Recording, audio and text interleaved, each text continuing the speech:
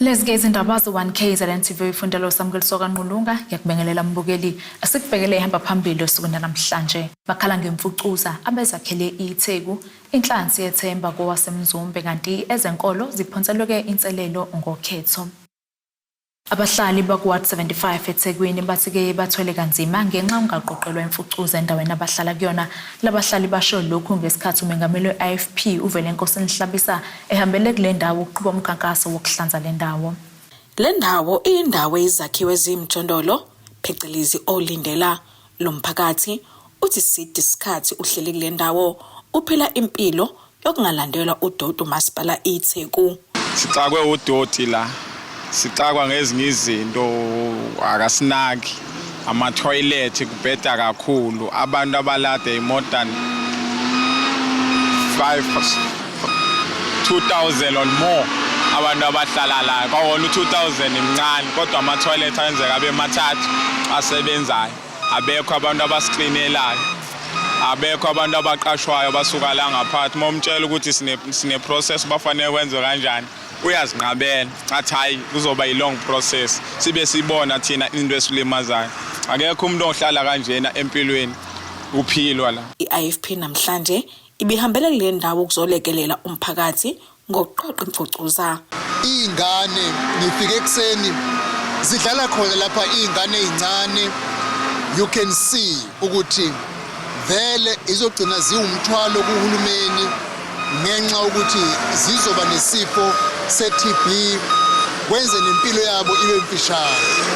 I-IFP ikholelwa ekuthenini ungaboba ne-interest ekucampaigneni ivoti kuphela. Mawubona inhlalo yabantu iyimbi kukhona ongakwenza ngisho ngesiyo uhulumeni you must do something. uHlabisa uthi bazofuna impendulo ngumasipala iTheku ngale nkinga yongaqoqwa kwemfucuza. Amakhansela ethu esinawo la siwanikeze umyalelo ukuba abahambe baye kwamasipala bayofuna incazelo ukuthi kungani udoti ungaqoqwa lana bese beza ukuthi uyibophezela ngani uhulumeni weTheku ukuzowuqoqa udoti lo. Uma ukuthi akukho abakwenzayo amakhansela ethu azosinika impendulo futhi usumningi udoti usudala iphunga sizophinda sikwenza ukuthi sizowuqoqa nakuba lobe lungakafiki ngisho ukhetho kodwa into engaba yinhle kakhulu uma singaba uhulumeni wesifundazwe nozwelonke siyoba nezinhlelo eziqonde ngqo eziyophoqa uhulumeni kamasipala ukuba ibe khona into oyenzayo kulungi umsebenzi wakhe lo. Kodwa futhi nathi njengohulumeni siyongenelela ukubona ukuthi inhlalo yabantu bakithi ayibi exposed ezifweni enjenge-TB. Le ndawo ika-Ward 75 eNamontville eThekwini kanti imizamo yokuthola ikhansela le ndawo ayiphumelelanga. Kutebo Hosbisi wezindaba ze-1K ZNTV kuChannel 261 ngiseNamontville eThekwini. Imeya kamasipala uMzumbe ubungaNyoswa uthi-ke selukhona uzinzo kanye nokubambisana kulo masipala njengoba-ke sebeqalile ukwethula imiklamo abayenzile. Ukusho lokhu-ke ngesikhathi bethula ngokusemthethweni ihholo lomphakathi endaweni yakwaQabe ogwini oseningizimu nesifundazwe KwaZulu-Natal. Ngizokhumbula ukuthi lo masipala oholwa iqembu le-ANC kuke kwamanse ukusebenza kuwona umphakathi kanye namalunga amaqembu ezopolitiki aphikisayo i-IFP ne-MK bevale ukusebenza kwawo. Okunye-ke ababekhala ngakho ukuthi-ke ibamba likamphathi walo masipala liphelelwe inkontileka. Usuqalile ukusebenza umasipala wasemzumbe njengoba bethula imiklamo eyehlukene. Imeya lo masipala iqinisekisa ukuthi lukhona uzinzo nokusebenzisana kulo masipala njengoba sebeqalile ukwethula imiklamo abayenzile. Lo masipala osanda kufakwa ngaphansi kwesandla somlawuli kuzokhumbuleka ukuthi uke wavalwa iviki lonke. Umphakathi amalungu eqembu le-IFP kanye ne-MK bebhikisha ngaphandle kwamasango bekhala ngokuphela kwenkontileka yombamba likamphathi kwalo masipala. Kanti imeya ithi sekukhona ukubambisana. Imeya kusho lokhu ngesikhathi bezokwethula ngokusemthethweni ihholo lomphakathi endaweni yakwaQabe ogwini oseningizimu nesifundazwe. Sike sanazo kuyingqinamba ezincane kumasipala okungabikho kozinzo ngenxa yokuthi abanye bethu emakhanseleni bebe nembono leye zepolitiki ebuye ingenzi ukuthi uhulumeni usebenze kahle kodwa njengamanje uzinzo lukhona umunicipal manager babekhala ngaye ukhona ukhokta wasilekelela ukhona futhi nomlawuli othunyelwe ukhokta utazosilekelela ukubringa in uzinzo kakhulu kunendlela ekade kuyiyona so asinayo inkinga nje eMzumbe njengamanje kuyasetshenzwa kakhulu sithemba ukuthi abantu bakithi bayibona imisebenzi eyenziwa uhulumeni. Ube senxusa umphakathi uliphathiso kwezikhaliza amantungwa leli holo wabe sebali imkame yahlukene abazoyithula. Sicela ukuthi baliphathe kahle kakhulu abantu bakithi leli hall ngoba iyona imisebenzi le uhulumeni ayilethela abantu ukuze bakwazi ukuthi bahlale ezindaweni ezisesimweni esikahle nabo babambe imihlangano yabo ngokukhululeka. Nezinye indawo ke zikhona la sizovula khona ama projects esiwakhile mawuya ka ward 12 kunomgaqo nje omuhle kakhulu oyitiyela esiwakhile esizoyovula nayo kuleli sonto njengoba manje lisombuluka nje leli sonto uyitiyela lo mgwaqo omuhle kakhulu abantu bakhona bawujabulele kakhulu ekuthiwa uFoxen access road ngoba oku area ekuthiwa kaFoxen mawuya ka ward 3 kunomgwaqo esoqedelela kusele ama road markings kuona nama-hams esubizwa uNcengezi access road wona ke sovula ngoJune bese mawuya ka ward 6 kunomgwaqo esubiza ngokuthi uGebhas sesiwakhe sawuqede nawo uyitiyela muhle kakhulu sizowuvula kulwa leli sonto kunama projects amaningi aqhubekayo agesi. Amalungu omphakathi asho ngazwilinye ukuthi akuthokozela ukunikezelwa ngaleli holo kanti azoqinisekisa ukuthi baliphatha kahle. Ihholo besilidinga kakhulu ngoba noma sinemingcwabo modinga monendawo encane ekhaya ukuthi abantu zobaqoqa kanjani ngoba itende suke incebe encane indawo kani ihholo liqoqa wonke umphakathi ngoba abantu basube nesifiso kakhulu sokuza noma ngabe kuyimishado mesicela ihholo la kaMadlala kukude kaMadlala. Ihholo njengoba sikhona nje la somphakathi la akho umuntu ozongena la ngoba namanje abantu bebeligada abasekho kodwa silibhasobhile ngeke kuze kwenzeke lutho kulona. Angazi ukuthi ngathini sibonga siqedi asifezi ngendlela eninzi lebesihlupheka kakhulu. Sesokwazi ukuthi kube khona imishado na nemgcwabo ingakwazi ukuthi ibe khona lana so phambilini besihlupheka kakhulu njengoba kade singenalo ihholo besisebenzisa lela hholo elilapha phesheya belikade elingenawo amawindi elingenazo nezicaba.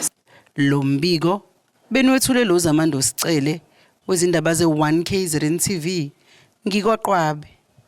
Kuqashise izinhlangano ezingenza inzuzo kanye namabandla ezenkolo mayelana ke nokhetho njengoba ke sekubalwa ke izinsuku la kuleli liyokhethweni likwaZwelonke lizokuba kulenyanga lokhu ke kwenzeke ngesikhathi inhlangano yamabandla kwaZulu-Natal Christian Council kanye neKagiso Trust behlangene nalezi inhlaka uzozethulela izinhlelo eziphathelene nokhetho laba ke bathi kubalekile ezenkolo zibe nolwazi ngeqhaza ezingalibamba ukhethweni.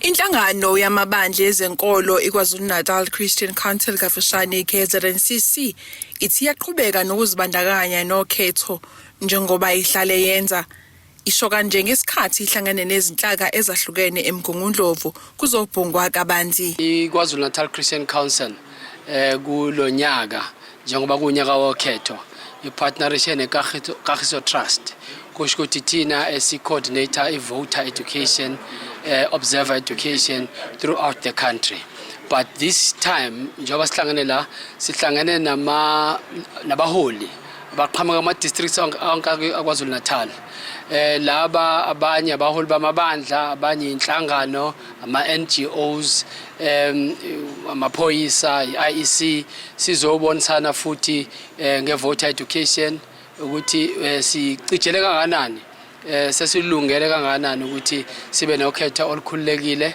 sibe nokhetho futhi oluzoba impumelelo. Owe-IEC eMgungundlovu uthi kubalekile ukuthi kube khona abantu abazohlola ukuqhubeka kohlelo lokuvota eziteshini. Mawuzokhumbula kahle ukuthi ke zonke nje inketho eziba khona not la eSouth Africa kuphela not la eAfrica kuphela kuye kube kuhle ukuthi kube khona even ama international observers afikayo ezobheka nje ukuthi ukhetho lethu lihambe kanjani. So ke nathi njengo-IEC ke sike singafisi ukuthi sihambe sodwa kungabi khona abantu abazosibheka basitshele mhlawumbe nokuthi yilapho la kufuneka silungise khona for amanye ama-elections alandelayo. So ke sike simeme ke wonke ama-interested parties ukuthi cha uma kukhona umuntu onesifiso noma inhlangano ezinesifiso zokuthi sizosibheka ngempela ukuthi ukhetho lethu silwenze kanjani sike sivule izandla. Umdadane uthi konke sekumi ngomumo ukuthi kuvotwe. Singasho thina ukuthi si ready i-material sesireceive at provincial level into eseleke nje manje besa confirm into ezincane zama deliveries ukuthi siyise kuma district nakuma local offices ama voting stations wonke lo 4900 and something okhona kwi KZN sesi wakonfirmile sawasayina ama lease agreements istaff esizosebenza kuzona zonke lezi station nje sesiqashile ama area managers azobe deliver material nge-election day ama presiding officers ama deputy presiding officers sesiwaqashile sawatrainer futhi kumanje sisele kancane kwi rest of the voting of the electoral staff laba abazobe size station. So ke bona vele ke akubesinge quarity kakhulu ngabo ngoba i-training yabo yenziwa ilabo esuke sesibatrainile thina aba-OPO no-DPO babatrainer mhlambe 3, 4, 5 days before i-election kodwa thina nje sesiqedile nje manje nge-training ye-staff sonke sobe lisifuna sitrainwe thina labo esibabiza ngo-core staff kwi-voting station. Ezindabeni z1 KZN TV u-Ayanda Dube kusemgungundlovu. Amalungu omphakathi wakheleke indawo yaseMnini abambeke imashini okuthula ngenhloso okuzwakalisa ilakalawo ngesigameko zobugebengu izidakamizwe ezidlalube esikoleni eka nokubulawa kwasebekhulile. Inkosi yesizwe sakaLuthuli inkosi phathi isizwe Luthuli abehola lemashi uthi ke bakhathazekile ngokwanda kwalezi zigameko esezihlalise lubhojozi abantu besizwe sayo. Aphume ngobuningi amalungu omphakathi waseMnini ukuzoba ingxenye yemashi obekuhloswe ngayo ukuzwakalisa ilaka ngezinga lobugebengu endaweni. Inkosi yesizwe sakaLuthuli kuyona le ndawo isike kuyakhathaza ukubona abantu bayo behlezi libhojozi. Sike saba nomhlangano nothishanhloko sathola ukuthi kunelokhuzane kunezikhungo ezithile eziningi engaphakathi ezidayisa idakamizwa la esizweni. So lezo zinto lezi sibulala ikusasa lentsha yesizwe. Sisathola imibiko ehlukahlukene obaba babulala lokhuzana omakoti ba bese kuthi nabantwana laba bazalwa la amantombazane bathatha izingane bayishutheke emosheni zitholakala seyishonile. Kuningi nje okwenzakala okungasile nokuthi futhi banomkhubo omubo ukuthi bebefika lapha ezikoleni baphoqe ukuthi bonke abafundi bathenge idakamizwa bayayiphoqa ingane mungathanda ukuthenga isidakamizwa baphoqa ngenkani bakhiphisa u10 ukuthi ukwazi ube nawe ufane nabanye abantu. Lemashi ebisuka esontweni lamaweseli ilibangise enkundleni ezemidlalo ibihlanganisa abafundi abeyinhlakaze zomthetho ezahlukene kubalwa amaphoyisa ojele nabanye kanye nabezenhlala kahle kanye nabezenkolo. Abesifazane baphonse inselelo yokuba amakhosi asingathe izimbizo zokubhunga namadoda. Sine rape emphakathini, sine abuse, sine murder yabantu besifazane nezingane, ne human trafficking nje sinenkinga yako kuningi. Ziyalahleka ingane, bayalahleka abantu singabazi ukuthi bashonephi. Uyatholakala umuntu usefile usebulewe. Sike sane incident yokubulawa kwezalukwazi ezimbili khona la kuthini ama senior citizens. So konke lokho kwasihlukumeza somphakathi sithi kwanele. Sinombuzo esibuza kuona ukuthi ashonaphi amadoda ayilalela umyalelo kaNkuluNkulu ukuthi kufuneka sithande asinakekele asondle asibheke lawo madoda asashonaphi. Siyacela ukuthi nakomkhulu enkosini kezibe khona imbizo zamadoda. Ke ixoxwe le ukuthi konakele iphi. Abezinkolo nabo abebeyingxenye bathi ke njengoba sekukhulunyiwe kwenziwa amamashi nokunye okuningi okusilele ukuba ke imndeni ingasifihli izigilamkhuba. Okusilela ukuthi nje umphakathi uhlangane bese kuthi abenzi bokubi bangafihlwa bangafihlwa mabe tholakala bajeziswe ngesijesiso esifanelekile njengokubikela amaphoyisa kanjalo izinto ezinjengalezo nje nomkhuleko ke nathi ke singamakholwa endawo sikhuleke ngoba umkhuleko iwona osiza ezintweni eziningi nezifihlakele. Eyindabeni ze-One KZN TV kube uNtomkhona Mvubu eThekwini. Asike sithi hulukuqedolo sobe siqhubeka nazo indaba zethu.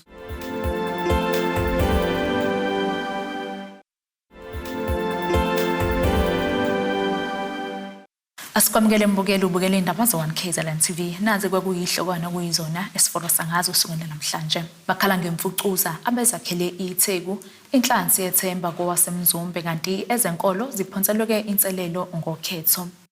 Umengameli wenhlangano yosomabhizinisi Black Business Federation Malisu Zondi uthi kuzomela kuqiniswe ezokuphepha kulezi ndawo kusetshenziswa kuzona izinkampani ezenza umsebenzi wokulungisa kwenqalasisinda eyalimala ke ngesikhathi sesikhukhula. Uzondi usho lokhu ke kulandela isigameko sokudutshula kubulawa isisebenzi senkampani The Bridge kade ke sisemsebenzini. Le nhlangano isayineme ngokudutshula kubulawe uThulasizwe Ntuli obeneminyaka engu-33 ubudala esemsebenzini. Sizowalisa ukuphoxeka kakhulu ngalokho okwenzakele la besingazi ukuthi kanti lento ema projects ngihamba ithatha impilo zabantu kakhulukazi abantu abamnyama bakithi abayisebenzelayo nabayizamelayo.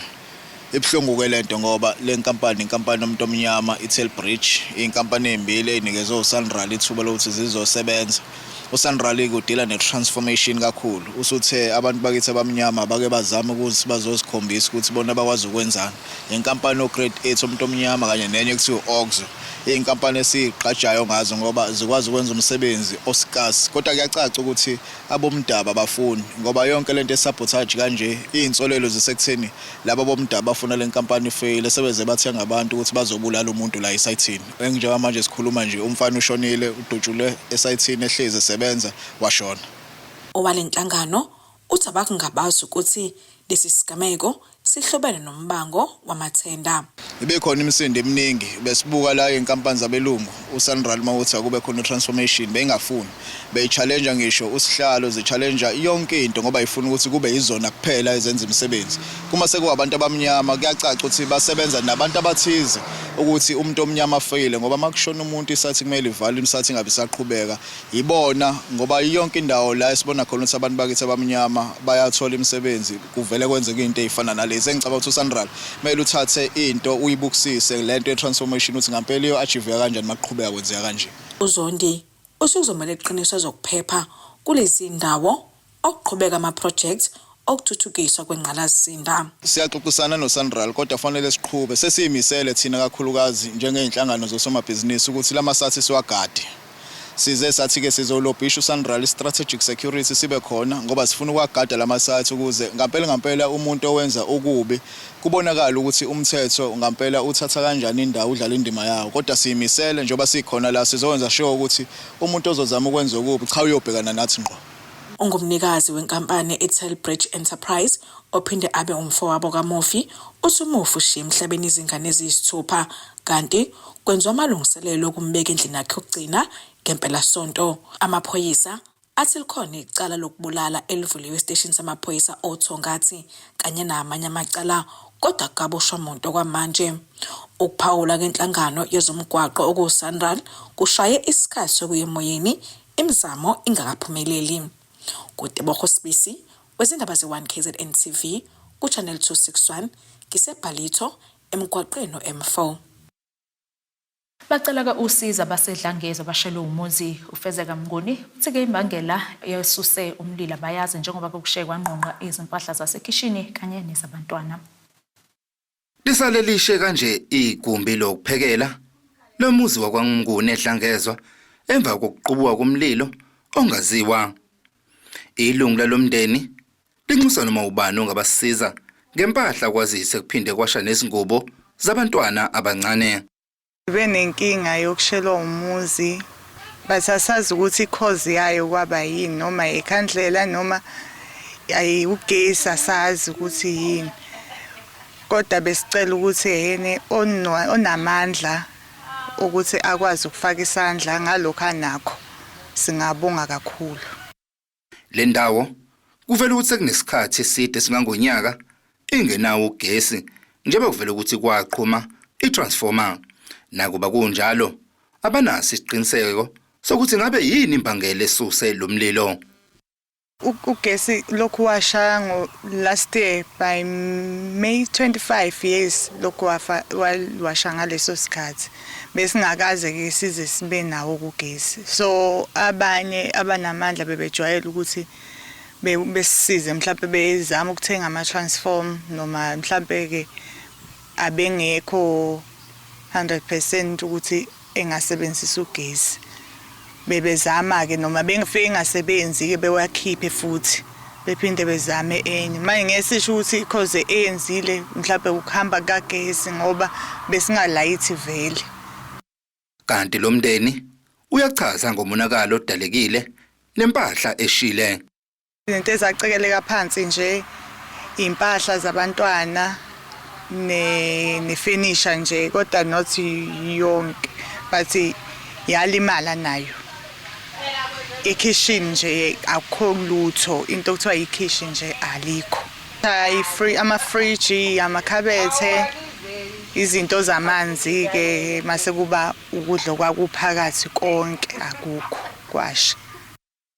Nakuba lendlu ayishanga yonke lo mndeni ubonga omakhelwane okuyibona abacishe umlilo kusalindwe abezicisha umlilo.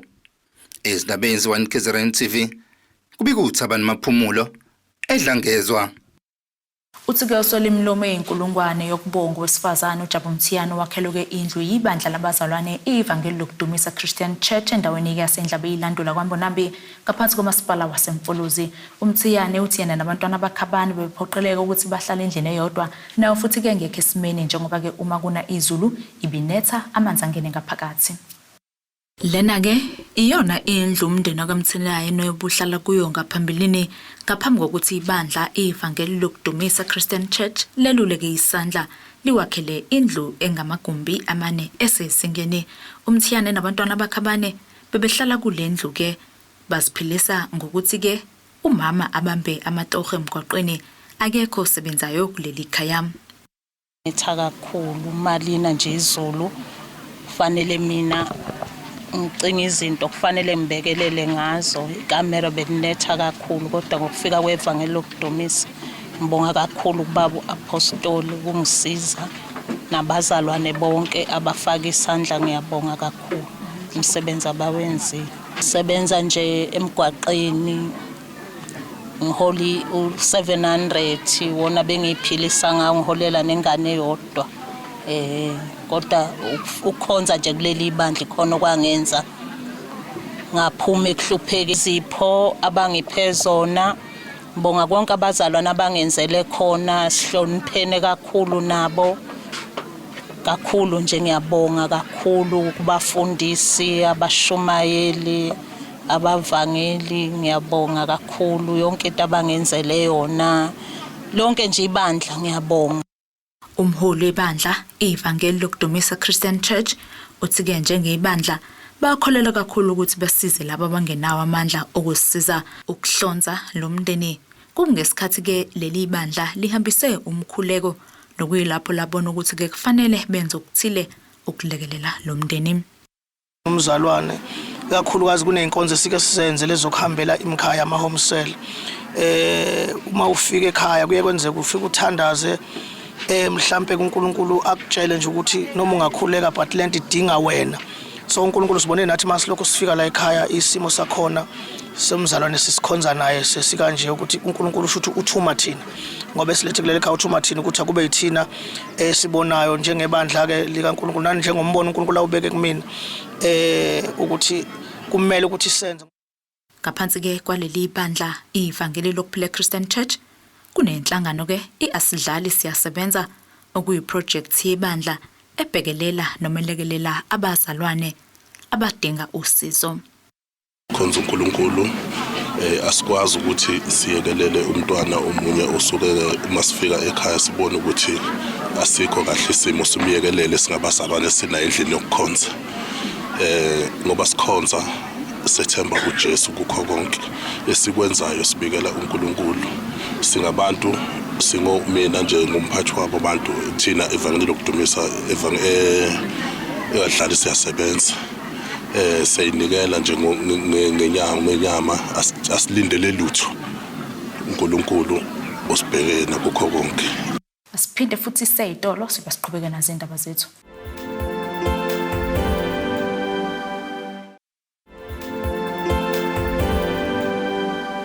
Asiphinde ke sikwamukele mbukelo sabukile zona indaba z1 KZN TV nanzi ngobe kuyihlokwana kuyizona bezihamba phambili usuku namhlanje. Bakhala ngemfucuza abezakhele iTheku inhlansi yethemba kowasemzumbe kanti ezenkolo ziphonselwe ke inselelo ngokhetho. Ake sibheke ngosini yezomnotho.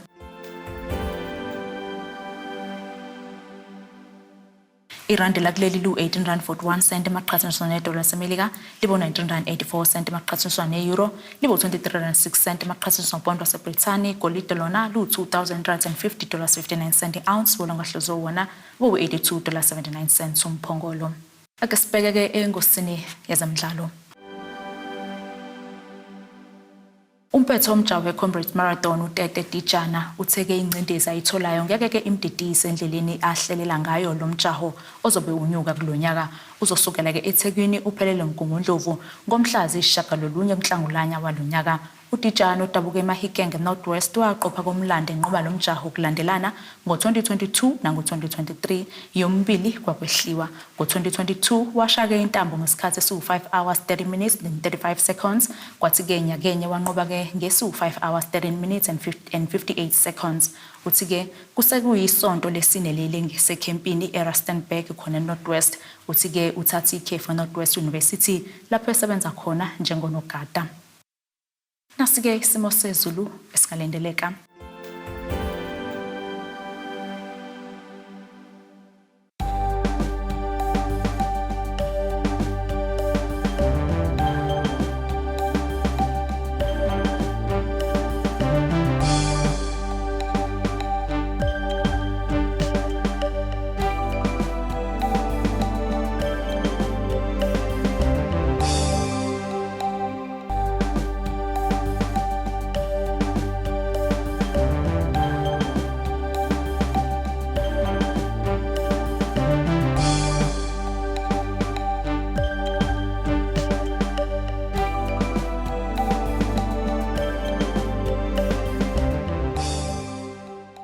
Bukelekeze goqo bese kuphathela zona usuna namhlanje mina nawe ke sihlangane kusasa futhi ngasesikhathi esifanayo nisale kahle. Abethuli bethu bezindaba baxhaswe iThulis Bayview Bridal ungabashayela kulezi zinombolo ezivelile